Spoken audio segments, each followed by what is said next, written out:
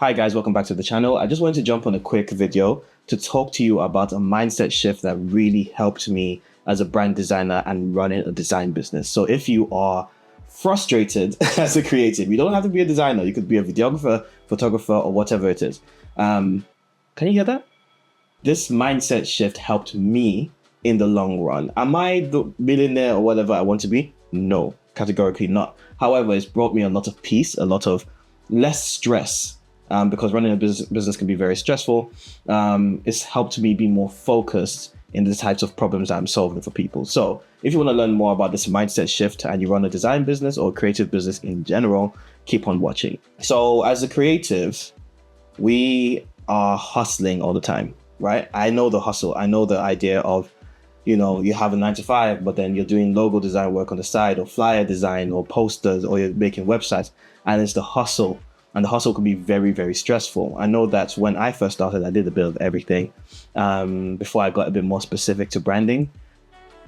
But I am very familiar with the frustration of people not valuing what you do. I remember once I was on the phone with someone. I think she was an auntie. I can't remember whatever. But I had done some t-shirts or something. Anyway. The person said, "Oh, what you do is just drawing," and I was just like, "Oh my gosh, kill me now." And I was really offended because I was just like, "What I do is not just drawing. I do a lot of. It's hardly drawing. I hardly draw anything actually. But what I do is more strategic and it takes a lot of work." So I was very offended. However, she's not in the design world, so like you can't really blame people for saying stuff like that.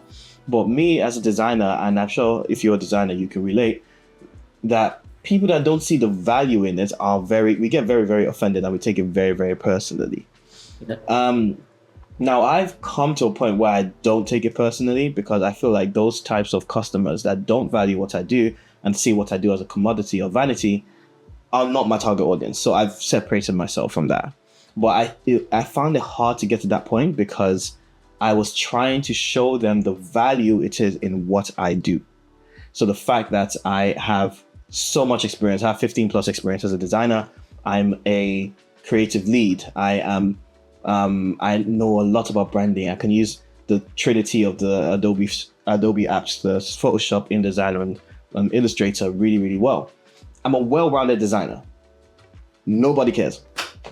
That's really it. That's the lesson. When I realized that nobody cares, it really, really shifted my mindset. And I'm going to put this in a structured way so you can understand. Because if you are running a creative business and you're trying to sell what you do, you're going to continue being frustrated. And there's a way out of it, but you just have to accept things the way they are. So the first stage is really just to accept it. People don't care about you. Customers and clients do not care about you. What they care about is their transformation. So I'll say it again. Customers don't care about what you do. They care about how you change their lives. That's really it. That's categorically what it is. And as creatives, we find it really hard to accept this because we're creatives. We express ourselves, right? Even though we're design and it's not about expression really, what we do is creative. So we take it very personally when people don't value it.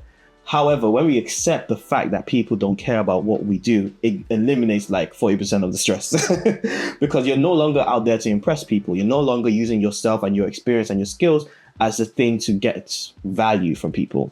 But how do you get value?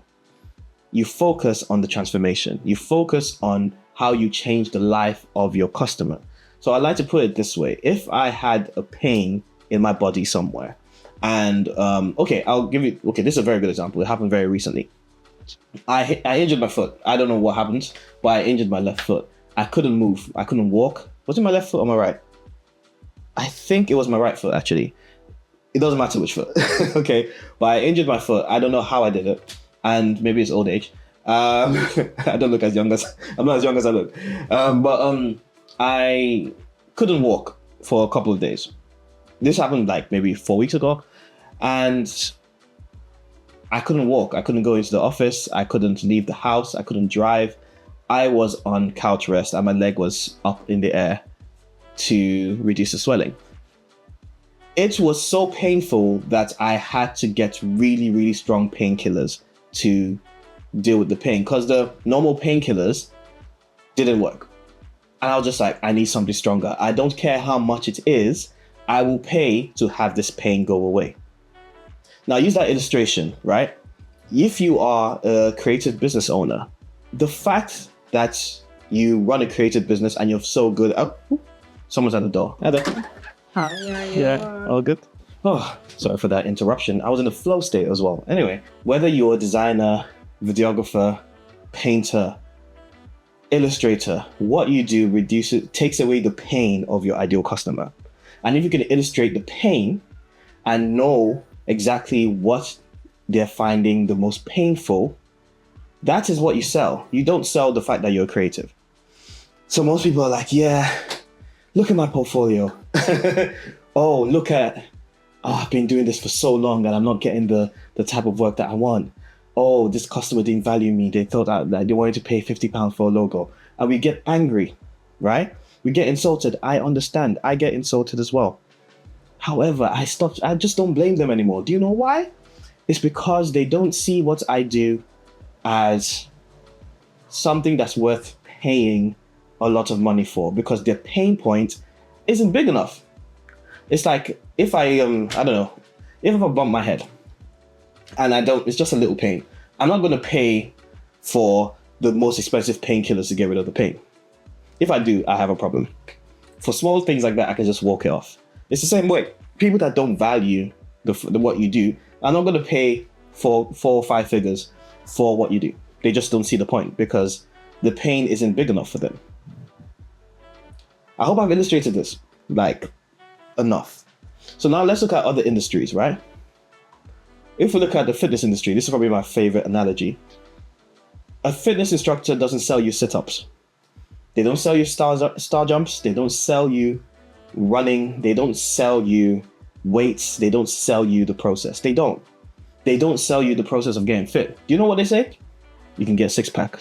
You can lose weight for your wedding. You can have a healthier lifestyle, because they are dealing with the transformation and not the process. The same thing with an accountant. An accountant can just solve your taxes just like that. I don't care how the accountant solves my taxes as long as it's legal. As long as it's legal, I don't care. You can tell me a little bit of this and that. Just don't let me have to get a penalty for my taxes. I don't care. I just care about the transformation. You know, in the beauty industry, like some people care about hair growth. Yes. Yeah, the process is important, but the end goal, the transformation, is to take away bald spots or to have more hair or to have more beautiful hair. So when it comes to the creative industry, why do we think differently? When it comes to the other industries are better at doing it than us, but for creatives, we're very bad at business. So we end up selling the process and not selling the transformation. If you're a logo designer, no one's going to care that you do a logo. They're going to go on Fiverr, pay £5 to have a subpar logo, and then you continue getting offended. But that person's getting paid cheap, and you're not getting paid anything. So why are we complaining? We need to be much better at communicating the transformation that we bring to clients and potential customers. It's because we're so bad at it. If you're a web designer, what does the web designer do? We build websites? Okay, we can build beautiful websites that are responsive, blah, blah, blah. Nobody cares about the fact that your website is responsive. What they do care is how you transform your business. So one good thing is like some web designers focus on SEO-driven websites. Why? Keep asking yourself why. Why do you need an SEO-driven website? It's to get people, get traffic to your business so that you can get more money. That's what it is. So it's traffic generating websites. I just thought of that off the top of my head. Let's use something that's more close to my heart. Logo design, rebranding, right? I focus on rebrands because I enjoy doing rebrands. Why? Why should a business pay for a rebrand? It's because their business is outdated and they are not standing out from competitors, meaning that they're losing money.